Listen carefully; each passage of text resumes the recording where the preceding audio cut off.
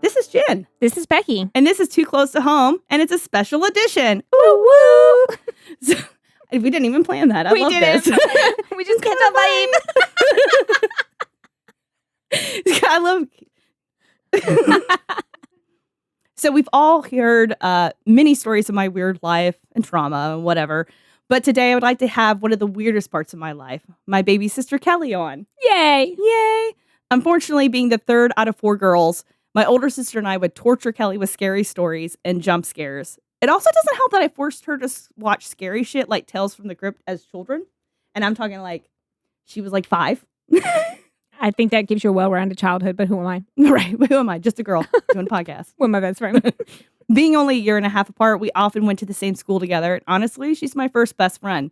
We'd watch Scooby-Doo and Are You Afraid of the Dark? And both of us have liked this strange and occult for so long. I don't exactly remember when we weren't creepy. Now, Kelly is near grown up, who is the most badass of librarians and one of the smartest people I know. We talk mental health and trauma between our movie recommendations and nerdy things like D&D. Right now, our father is dealing with a terminal diagnosis of glioblastoma, and Kelly, for all her wildness, is the person who has stepped up to take care of our father and make sure he's happy and well no matter what. And I know she's going to hate this when I say she has a heart of gold, so I'll just say she has a heart of rainbow, and she's certainly an idol in my life.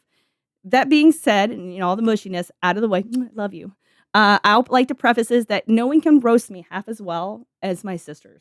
I'm funny, but those bitches are funnier and meaner. So Becky, I don't think that could be possible. She's going to enjoy the shit out of today's episode, I'm sure. Welcome, Kelly. Welcome me. Hi. Hi. So Kelly's actually in Florida. We're in Texas, so we're doing this via Zoom. I'm really excited. I get to look at her beautiful face. You guys don't get to, though. Just me. That's my pleasure. Me too. And Becky's. Becky and me. I almost brought my work microphone home with me, but then I forgot because. What's on your earrings? Spooky. Spooky. Nice. It's got a little rainbow. It matched my shirt. One of my favorite things about Kelly is this game that she has with our father.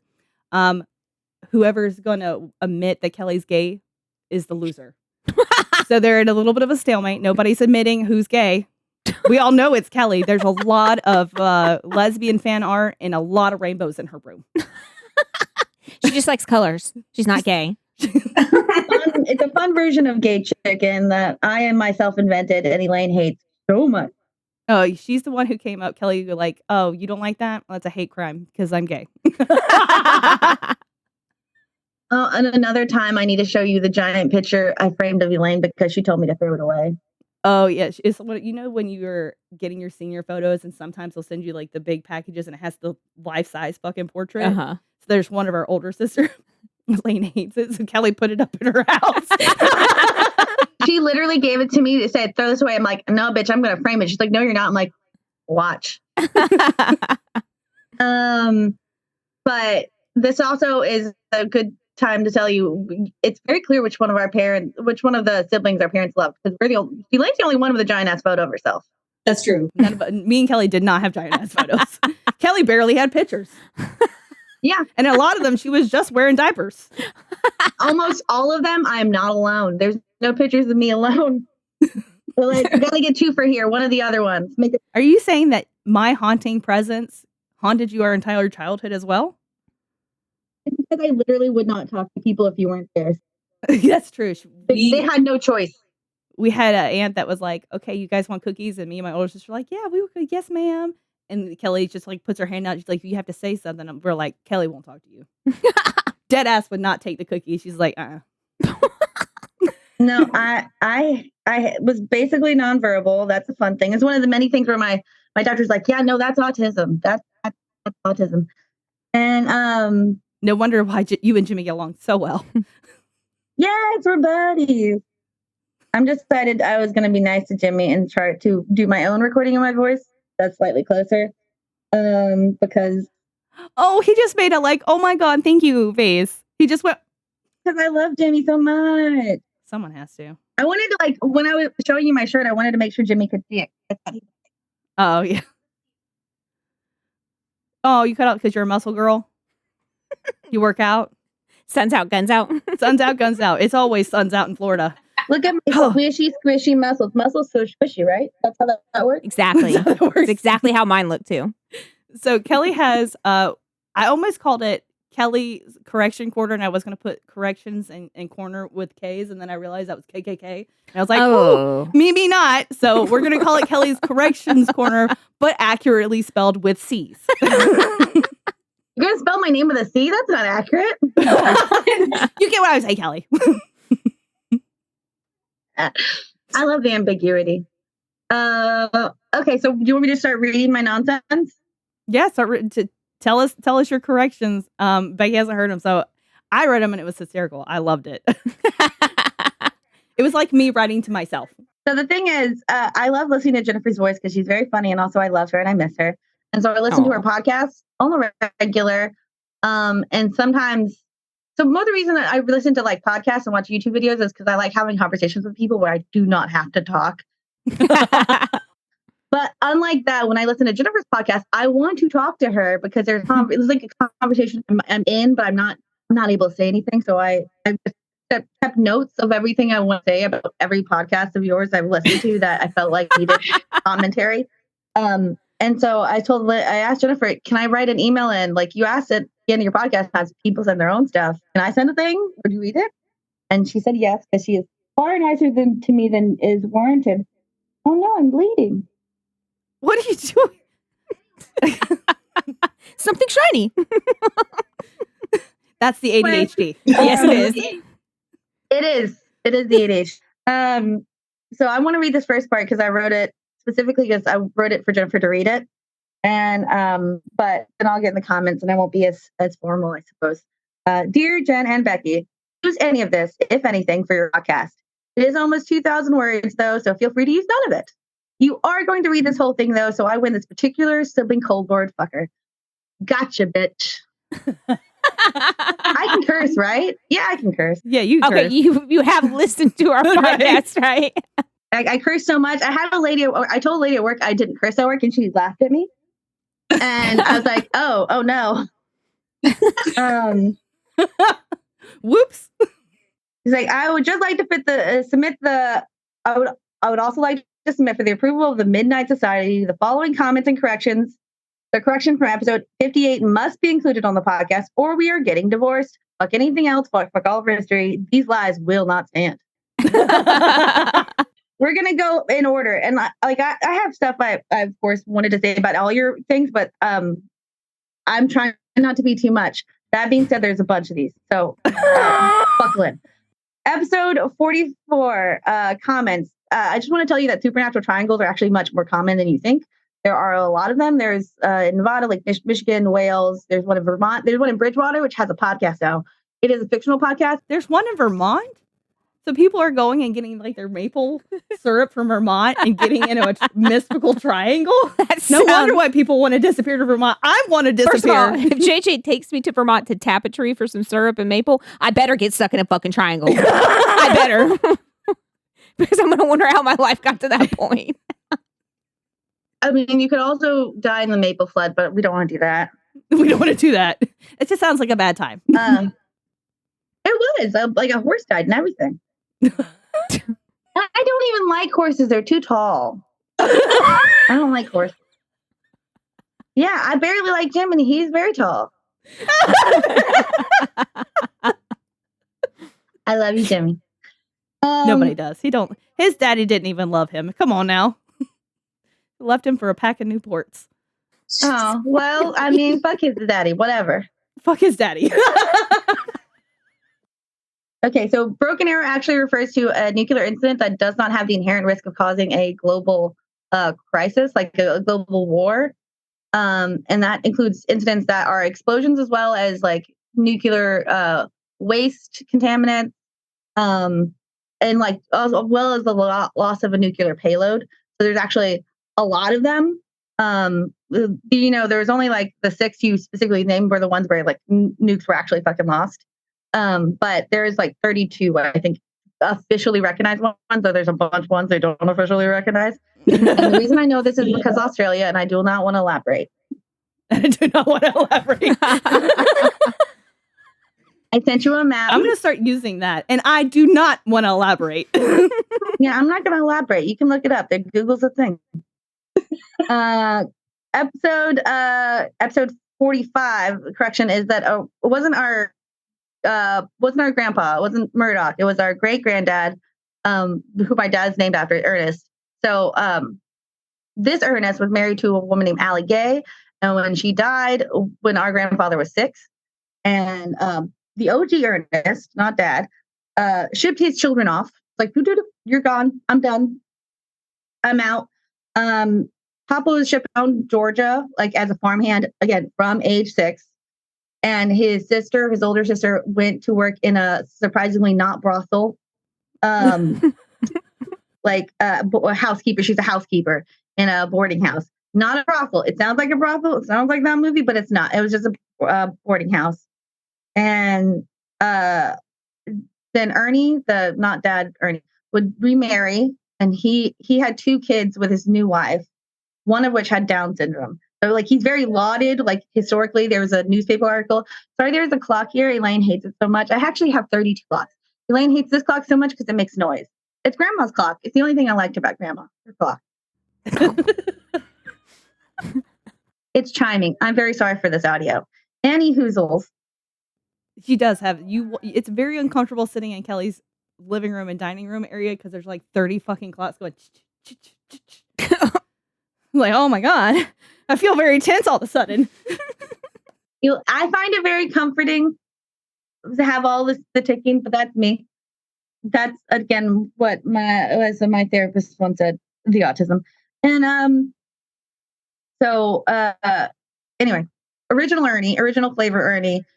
He had 2 daughters, one of which had Down syndrome, and he spent a bunch of money to get to help fund like special education for her. Like there is still a organization within Jacksonville that like he was a fundamental part of. He was lauded in like newspaper articles and shit for all of his good work for his children. But not his first one. I really thought that story was going to go a different way. She has Down syndrome, so they put her and locked her up in a like closet a or something. I really thought it was going to go a different way. No, they really worked for her. They took care of those kids with Down syndrome. Yeah, but Dad actually met him.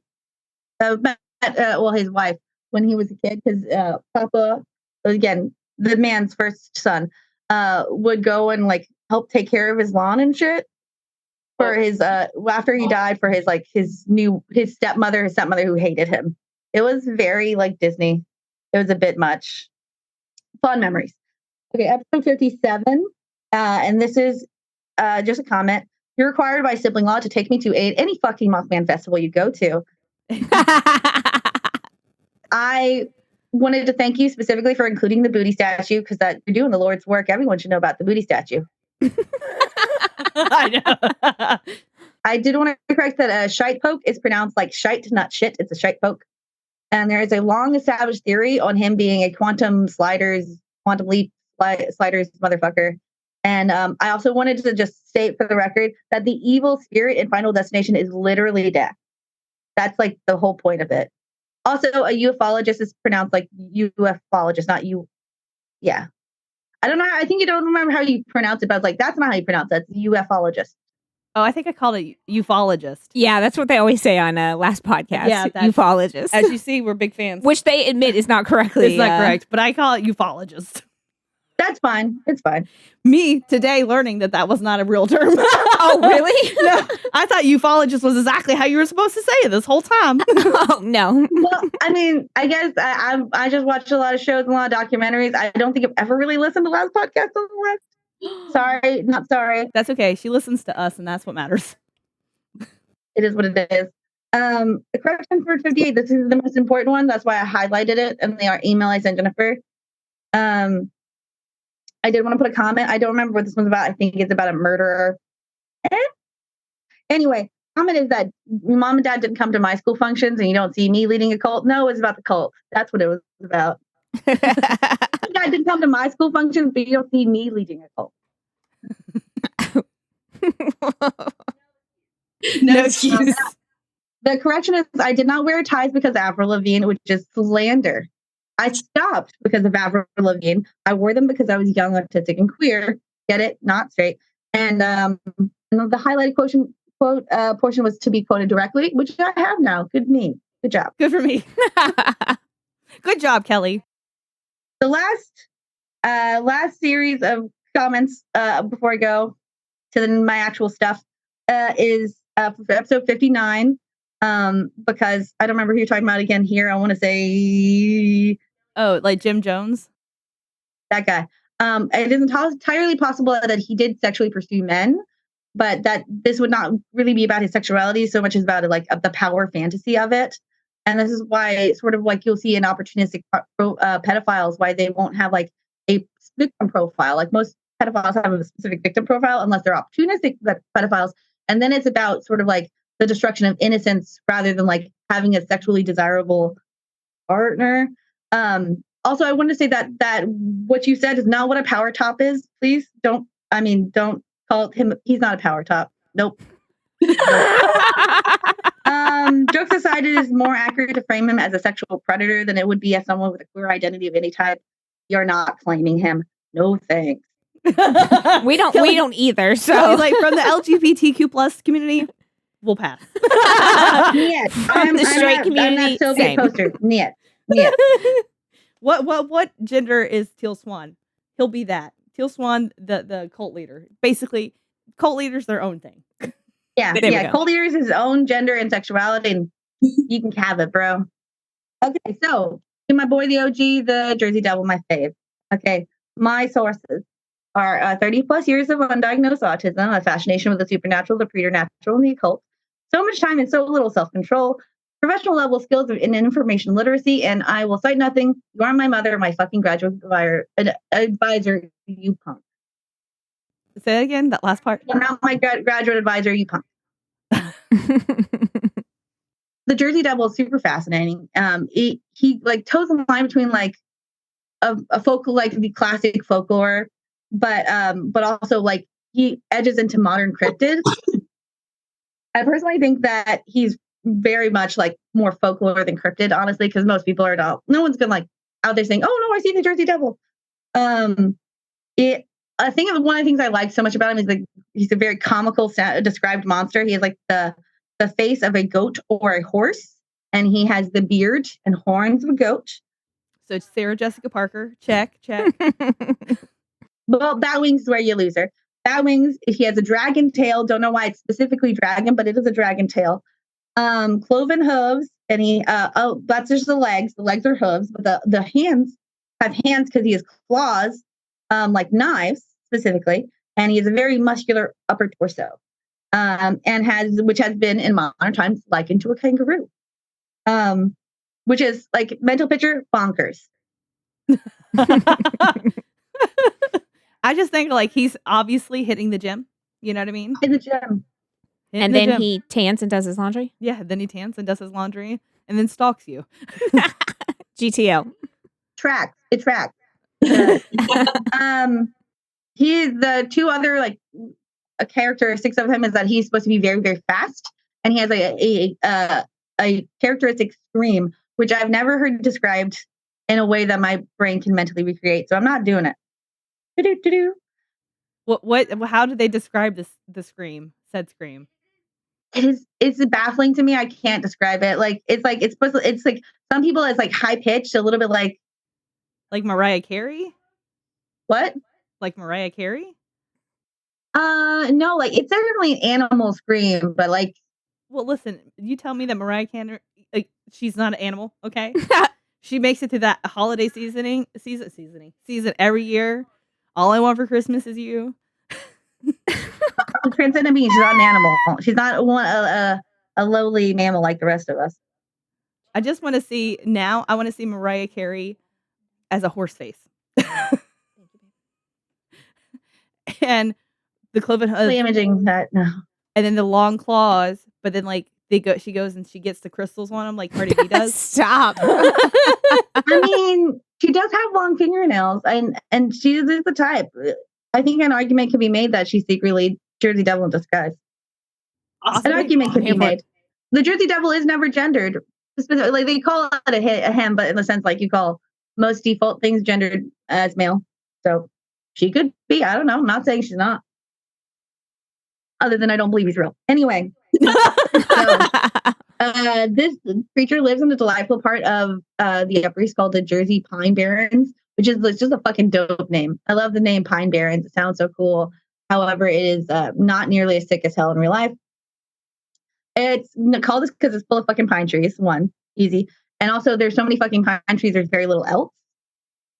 It had, because it has shitty soil nutrition, which makes it barren. So it's pine. So that isn't a barren place. So it is a pine barren. It is like over 1 million acres of forest in South New Jersey. And for reference, that's 2 Houstons in size, or in Florida terms, more than 36 Disney Worlds. More than 36 Disney Worlds. I love this unit of measurement. I'm going to start doing that. Which park, though? Like the entire park? Or are we talking like Magic Kingdom? The entire park. All the parks. 36 of them. That's a lot of park, Tony.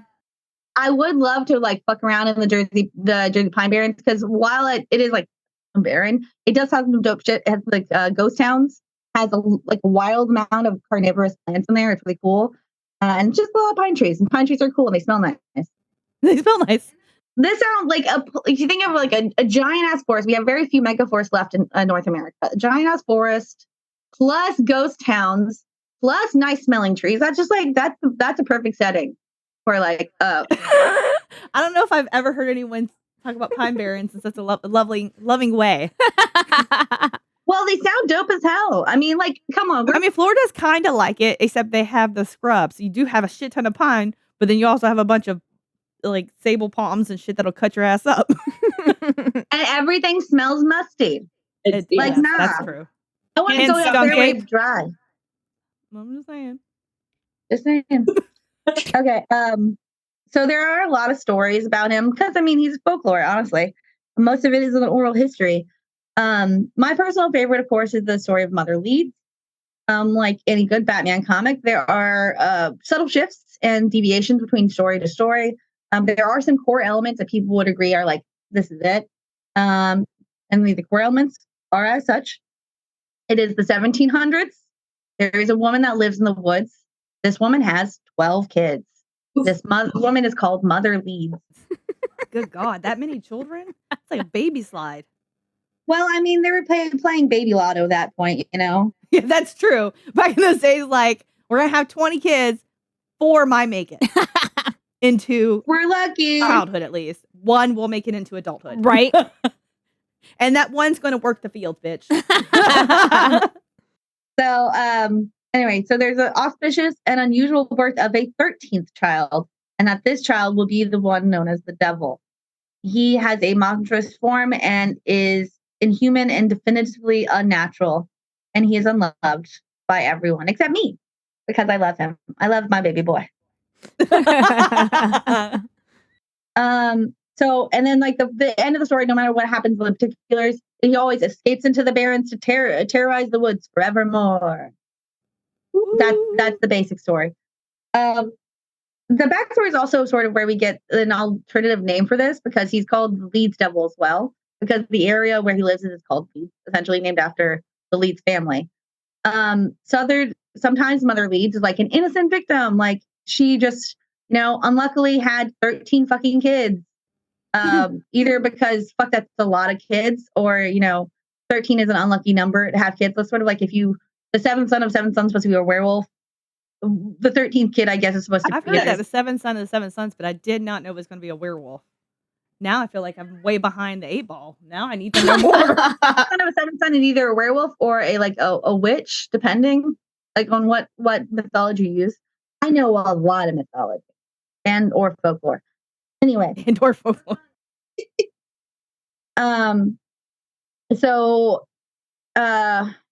Yeah, it's either like the 13th child is destined to be supernatural, or just like, oh my god, she has so many kids. That's just bad luck. Like, all your kids live. Damn. You unlucky bitch. You were not financially prepared for this. Unlucky bitch. Some of them are supposed to get like cholera or like the flu or something. Come on. Making such strong children. Can you imagine 13 of us? Jesus fucking Christ. That'd be too Our much. parents would have jumped off a bridge. You sure they didn't try already? With only the 4 of us? They would have killed each other before they got to 13. Let's be real. That's true. And the type of stories where it is just like Mother Leeds is innocent, he tends to be born like looking like a normal baby, and then at some point, like within the birthing of that day, like that moment, he turns into a monster. And It sounds like somebody wrote a story about postpartum depression or something. I had a baby, and then all of a sudden, he was a monster. It's like, okay, so like take this in pill. the birthing room, he turns into this giant fucking monster in front of everybody.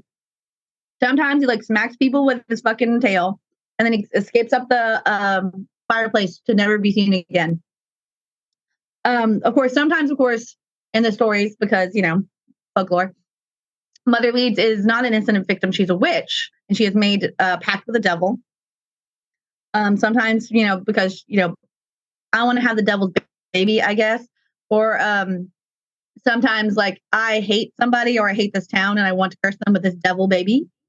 At which point the baby is born, turns evil, escapes into the woods to terrorize the woods forevermore. And then there's another version of it where she gives birth. It is entirely normal baby, except it is ugly. It's an ugly ass baby.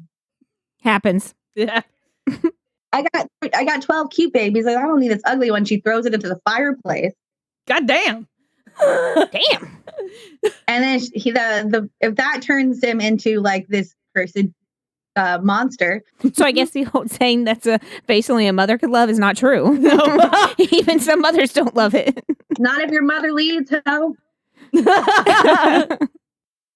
So in that case, he turns into a monster he gets bigger, honestly, because he's already like a monster, quotation, quote, in the fireplace, beats people with his tail, again, crawls up the fireplace, runs screaming into the Barrens, never to be seen again. Well, at least by Mother Leeds. So there are some facts that can be, supporting the story to a point. There, of course, is no conclusive person that is Mother Leeds, This has origins in the area where the myth originated at this point, named after the Leeds family. The family were Quakers, which, I mean, of all the religious settlers, honestly, the least offensive. The least offensive. Oh, I don't know. I would have to debate you on that one. The Quakers. Think of all the white colonizers from that time period. Quakers, they're not the worst. Not the worst. Not the best either. Right. They were pretty they're pretty anti-slavery, and which is, a point That's for good. them. That's good. A minor point. Did you hear in Texas they talk about, Texas history with the Alamo and everything, and they're always like, remember the Alamo? I knew that Texas was fighting for independence from Mexico because they wanted to change laws or something. Do you know what laws they wanted to change? Mexico made slavery illegal. And Texas was like, we need slaves. Oh, I believe it. Remember the Alamo? Don't. I'm good on that. I don't need to remember that shit. And there were several members of the family from that time period that fit aspects of the story. Like there is at least one Leeds family member that at the time of his, in his will, listed 12 living children. But of course, infant lottery is hardly unheard of. A lot of people had very large families, so that's not really conclusive. It is more interesting. There's documented the life of one Daniel Leeds in the 1600s. So Daniel, my man Dan, was an almanac writer who was a bitter rival to one Benjamin Franklin. Also, not a great historical figure. Fuck him. Fuck him. He was a pervert, is the way I understand it. Though it will say some interesting concepts with air baths, which also are terrifying to think of, because I don't mean it's Benjamin Franklin. I don't think of him doing it, but not a bad idea in general. Google it. Anyway, so there is Danny would be booted from the community, the Quaker community, because and have his almanac censored for including elements of what could best be described as Christian occultism. in his forecast, and this is not cool by Quaker standards, though I think mildly cool by my standards. He is often cited as being the first person called the Leeds devil himself, right before a kangaroo dragon goat man existed. It's not difficult to see how this unlikable-ish figure could grow to an unflattering story, where it's like they sort of besmirch his whole name because this fucker, gonna put like Christian occultism in your almanacs about when to plant shit. Nah, dog, nah. Okay. So while the Jersey Devil is largely an instance of localized oral tradition, like any Bloody Mary or haunted doll story you may have heard of, had a sleepover, or from an older sister who would then move your shit around in the night for fun. I don't know what sister would do that. I mean, that is not a very pointed and specific story I'm referencing. Listen, at least Elaine came up with the song. Elaine did that one.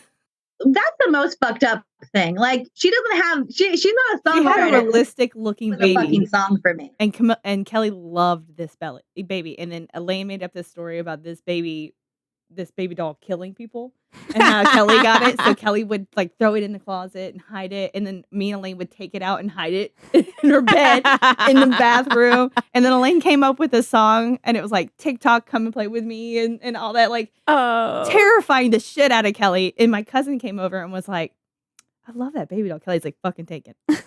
You can have it. It's good to note that by the time our cousin came over, this had been years. Years. There is a long history of sightings of the Jersey Devil that are both apocryphal and as well as well documented, and as well, of course, its share of hoaxes and, of course, pop culture cameos. My favorite of all the stories, which is also one of the more tenuously true ones, involves a dude called Joseph Bonaparte, which might sound familiar because he's the brother of Napoleon. Oh. He's the less cool Bonaparte brother. He nepotismed his way into being king of Spain. But he was a Nepo baby? What? He was a Nepo baby? He's a Nepo baby. Nepo brother, I guess. Like Nepo his brother, like, here you go, brother. Here's all of Spain. But he sucked at it real hard. He sucked at it so hard that like he we don't like to judge, but he sucked at it. He sucked at it real bad. He fled to America rather than being even like in Europe, close to where Spain was. Like being on the same continent as Spain was too much. But this is all true. This part is true. He fled to America. He lived in Jersey. That is fact. So Joey B settled into his like hunting estate in New Jersey and New York. And this is where you find reports that he sighted the devil in the flesh while hunting on his estate in the Barrens. Of course, there is no primary record of this ever having been recorded. There's no primary for this source, so this is very unlikely. I wouldn't bet on the authenticity of it, but it is my favorite story because, like, the brother of Napoleon Bonaparte saw the Jersey Devil. This is bonkers. It's a great story, though. It must be true too. It was like that time I met Johnny Depp's dad.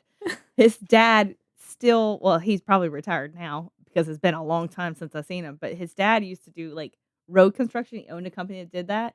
And the county that I lived in, they were going to redo a part of I-95. And so John Depp, which is his name, came and he was friends with the county manager. And the county manager brought him down like, this is Johnny Depp's dad. And it was like fame by proxy. And all of us are like, oh my God. Not even Johnny Depp. Basically, I definitely met him already. Basically. A much better documented period of sightings would be in 1909, between January 16th and January 23rd. Okay, so there were hundreds of sightings reported and published in newspapers. These firsthand counts.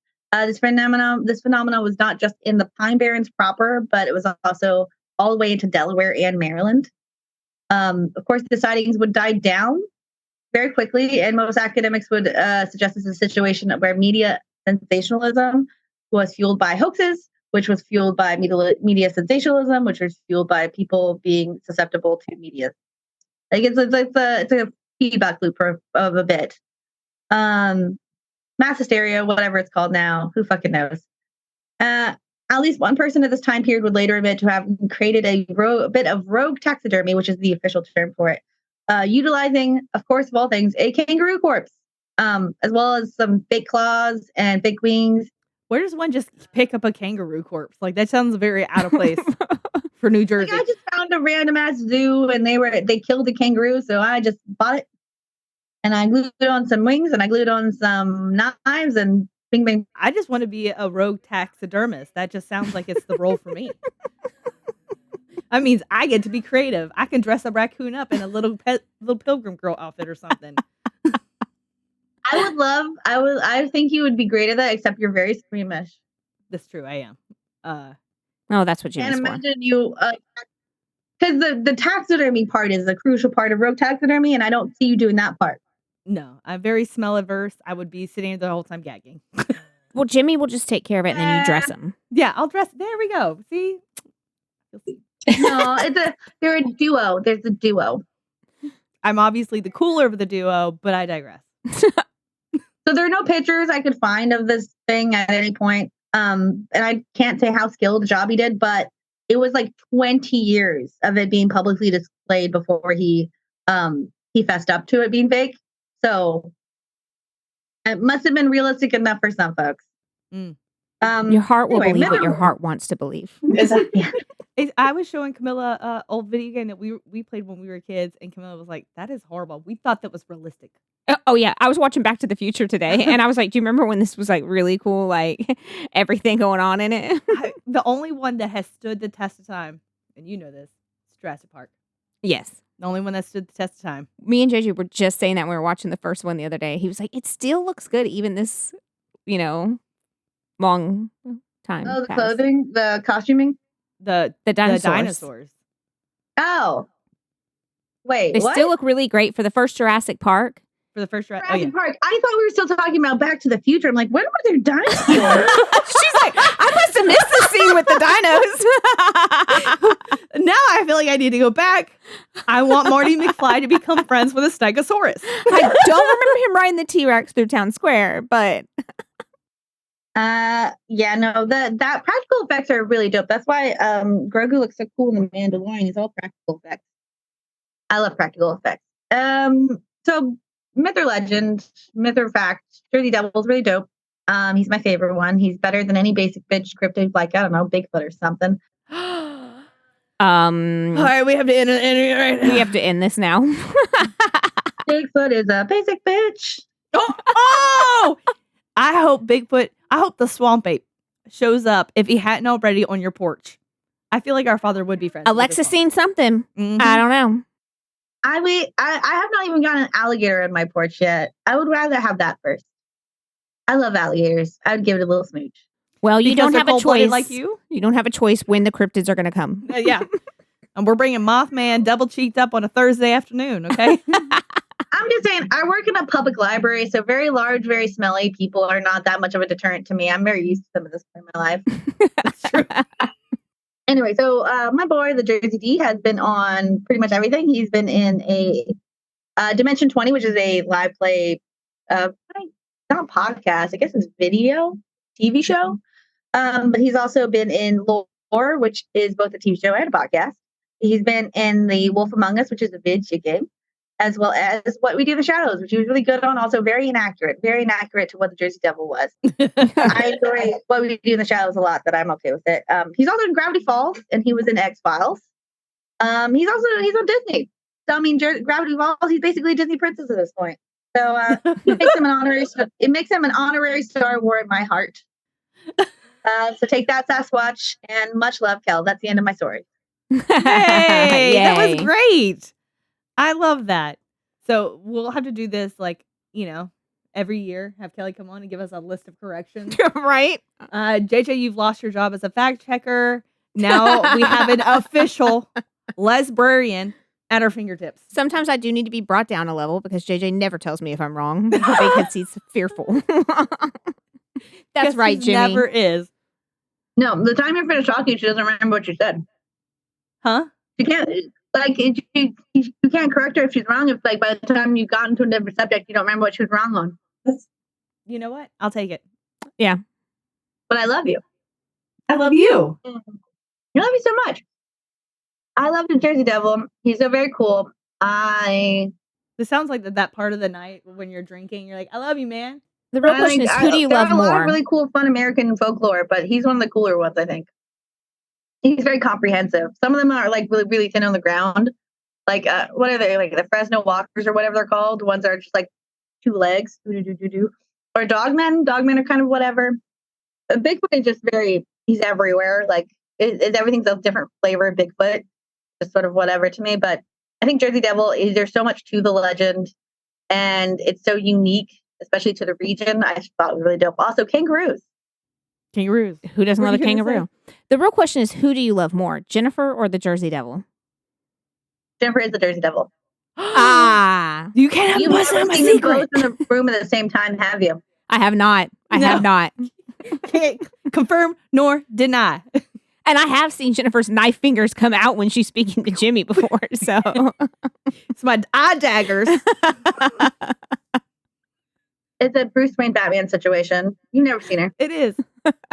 Although I don't have the money of Bruce Wayne. Jimmy, get on that. Yeah, Jimmy. Damn it, Jimmy. Where's all that space money, Jimmy? Huh? We make $0.0. I'm gonna need you to pump those numbers up. I wanted $0 and negative cents. Thank you. So thank you for coming on today and giving us both thank you. wonderful corrections and telling us all about the Jersey Devil and roasting me as one is supposed to do.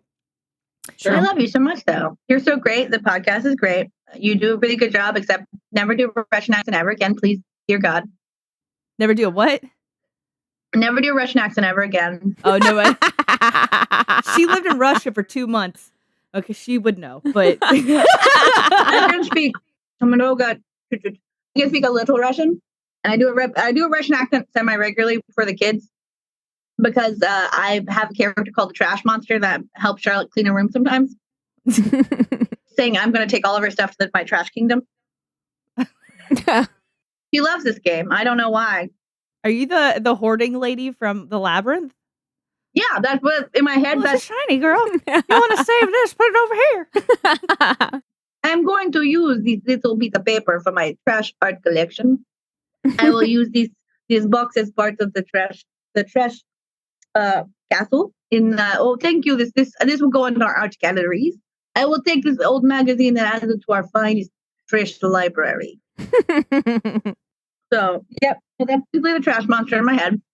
Thank you so much. You can do so many accents, but none of them are Russian, so don't do Well, it. from now on, what I'll do is I'll do the accent in the episode, but then what I'll do is like have Jimmy just cut in you saying the same shit.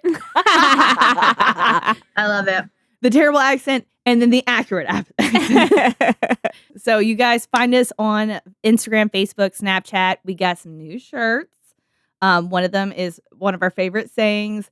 I digress. I'm going to, what's your say, Kelly? Doctor of Cryptozoology. Yeah. Self-appointed Doctor of Cryptozoology. Excellent shit. Or you can be like, Kelly, send us in a message. Tell us your own too close to home stories or corrections. Or if you want to tell us a story of your own, that's cool too. And until next time, stay safe. keep your head on a swivel. And don't bring it too close to home. I can't remember my line. Sorry. Don't bring it too close to home unless you're bringing Kelly, and then that's cool. That's cool. Yeah. Yeah. Unless it's the Don't Jersey bring Devil, the and then the Pine door's Barrens. always open. Yeah, the Jersey Devil. We welcome you. You and the booty moth man. Booty statue of Mouth Man. I love him. All right. Bye. Bye. Bye. If you enjoyed this episode of Too Close to Home, don't forget to rate and subscribe to us on most platforms. Follow us on our social media at Too Close Home Pod on Facebook, at Too Close Podcast on Instagram, or if you have your own Too Close to Home experience, shoot us your story at tooclosetohome@yahoo.com. Thanks for listening.